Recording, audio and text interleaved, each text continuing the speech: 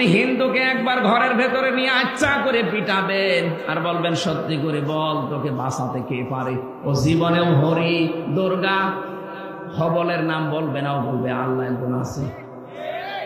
আমি নিজে পরীক্ষিত, যখন বরিশালে পড়তাম চরমনাই, ওই সময় মাঝে মাঝে নৌকায় যেতাম, তখন ব্রিজ ছিল না।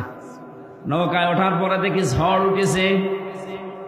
আমরা যারা মুসলমান বলছি লা ইলাহা ইল্লাল্লাহ, হিন্দু দাদা আর দাদি দুজনেই বলছে লা ইলাহা ইল্লাল্লাহ। কি গো, চেহারা দেখে মনে হচ্ছে অন্য ধর্মের। কালেমা পড়েন মানে মুসলমান হয়েছেন? বলছে না, কালেমা পড়েন। আমারে বলছে যে ঝড় উঠেছে এ ঝড়ে কালী দুর্গার কাজ না, এ আল্লাহ লাগবে। ওরাও জানে দুনিয়াতে কঠিন বিপদে পড়লে মানুষ হিসাবে আমরা যে মানব